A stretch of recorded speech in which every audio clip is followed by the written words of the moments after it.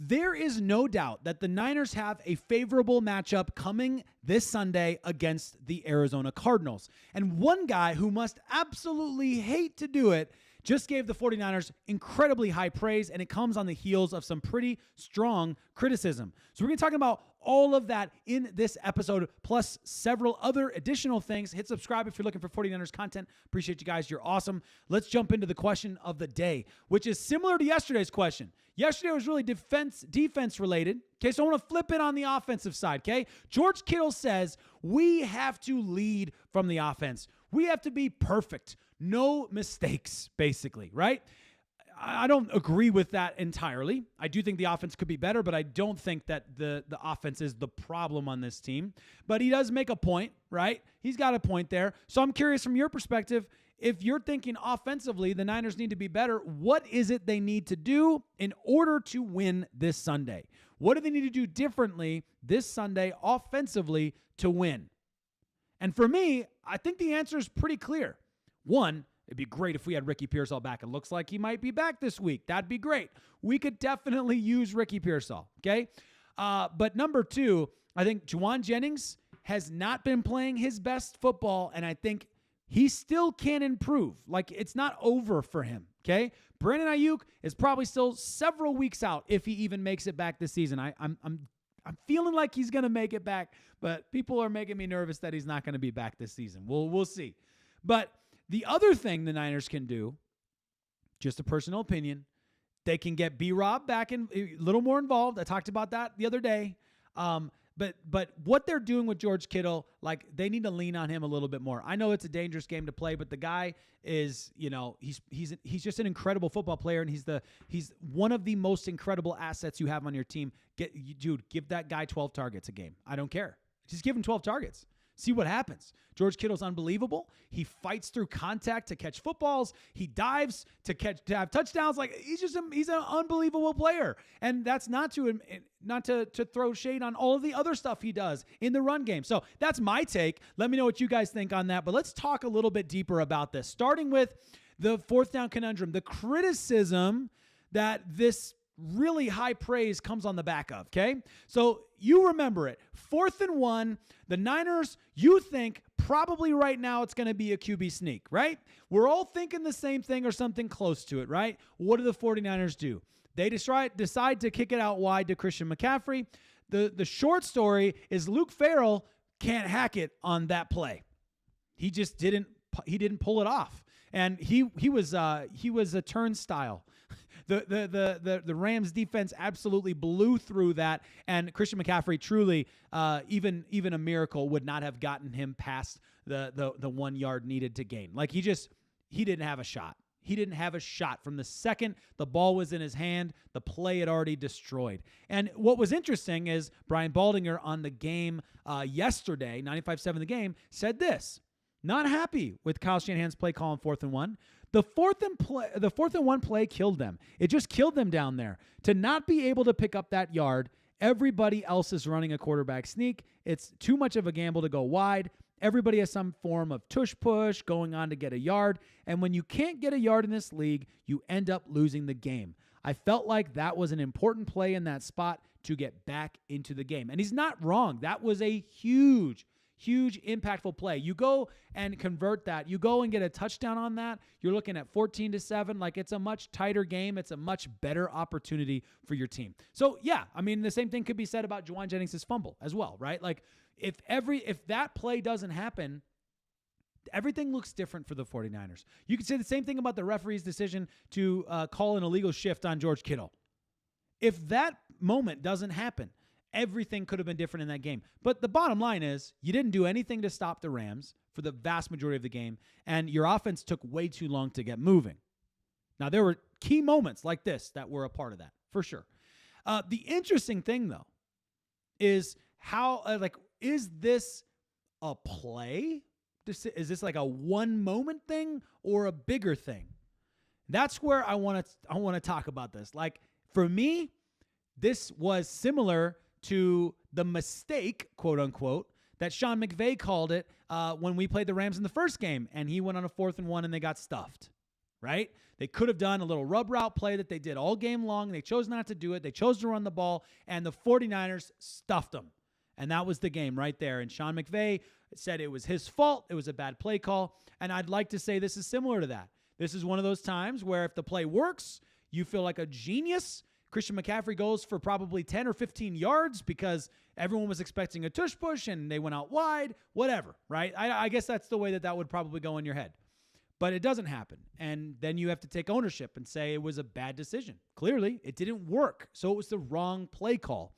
But it's not a culture issue. It's a moment. It's a decision issue. It's a one mistake issue. Kyle Shanahan's been great this season. So to illustrate that, let's update the third down conversion rates. This is a chart we seem to be doing every week now. The 49ers still, after that game, are way up on the rest of the NFL, the vast majority of the rest of the NFL, rather, on third down conversion rates, right there at the front of the line. That's fantastic. You got to love to see that, absolutely. Okay? Juwan Jennings, his first 8 games played in 2025, 28 catches for 324 yards, okay, compared to 42 catches for 588 yards, okay? Got that little injury in there. Well, several injuries that kind of mixed that up a little bit. He had 4 touchdowns last season through 8 games. He had 3 this season. He had 30 first downs and only 16 this season. That is where I think you're seeing a big impact there in terms of what Juwan Jennings is giving your team. But again, I'm going to say Juwan Jennings, maybe he got a little bit of a rough start to the season with the holdout. That's on him. Like, whatever. He made his decision. And I would never fault a player for trying to go and get the money he's deserved or whatever. I don't really like the situation because he just got paid last year, but I get it. I get that to the best of my ability as a non-NFL player. I understand that. I'm not gonna pocket watch or any of that kind of stuff. I will say that the impact is not great because he did not have a great start to the season, was not in great rhythm. Okay. But is Juwan Jennings no longer capable of playing at that level? No, man. The guy's playing through injuries like crazy. He is a warrior. And even after those mistakes, he comes back and makes big plays, including a touchdown that was fantastic. So I'm not going to hate on Juwan Jennings. I'm going to say it's a mistake, not a culture. This is Juwan Jennings is more than capable of producing at a high level going forward. I believe that. Now, he's got to get better. He's got to make some improvements there. And that drop on third down was a big one. And that fumble was a big one. Do I believe that Juwan Jennings is capable of doing that? Absolutely. That fumble, by the way, of all the fumbles you give a guy a hard time for, the only reason you give Juwan Jennings a hard time for that fumble, because that was a brilliant punch out. The only thing you could say is you gotta double up on the ball next time, like, or tuck it in better, or turn your body more. I don't know, anticipate it. Like, I don't know what there isn't like.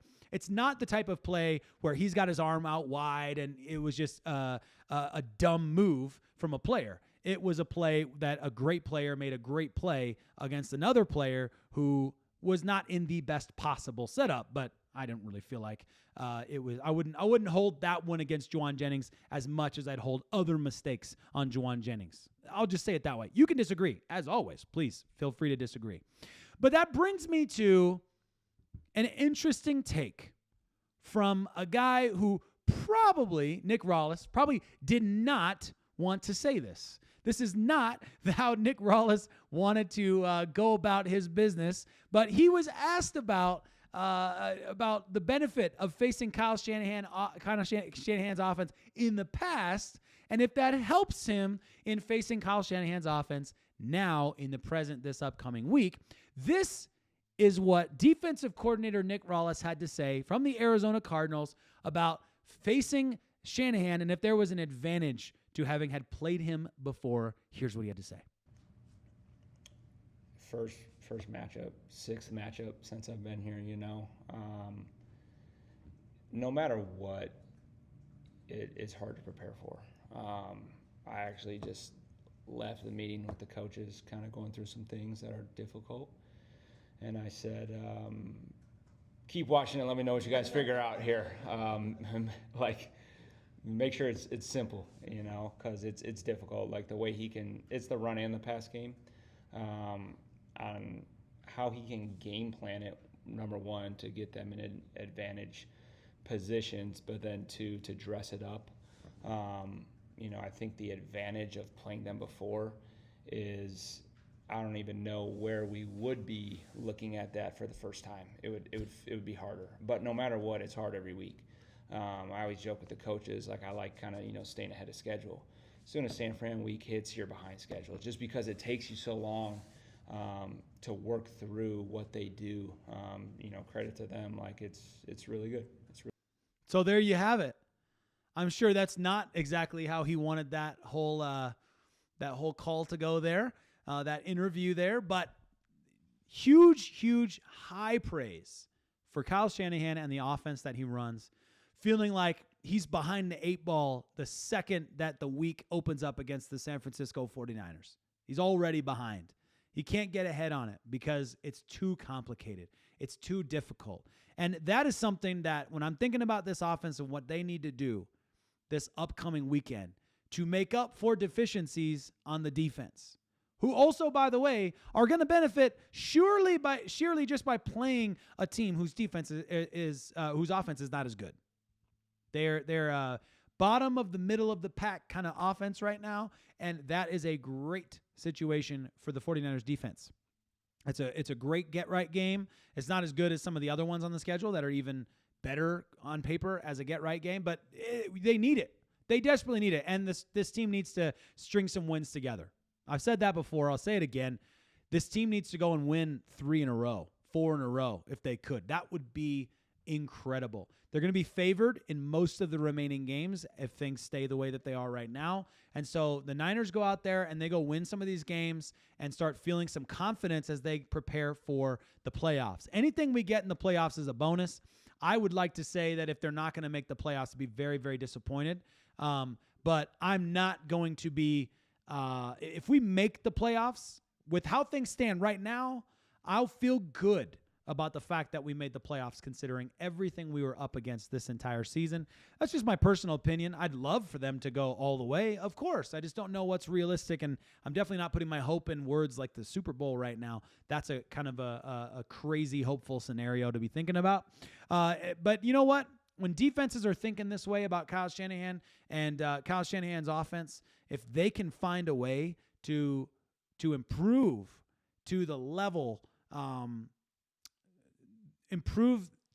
with which you could make up for your defensive deficiencies, then they absolutely have a chance to do something going into the playoffs. And this defense, it's got a lot of young guys, it's got a lot of backup guys out there, but they're also, every one of them, pretty much we've seen be capable of some great plays. A lot of you guys throw out in the comments a lot of times, like, what about Evan Anderson? Like, where has he been? We've seen him have some great games for the 49ers. So he's capable, UDFA from last year, coming up from the practice squad and doing something meaningful in this team. So Sebastian Valdez, we haven't seen him yet this season. Another UDFA that could be an impact to the team. So it's not over, man. It's not over. And you got a good opportunity against the Arizona Cardinals to make things right. Appreciate you guys. Hope you guys have a fantastic rest of your Wednesday afternoon.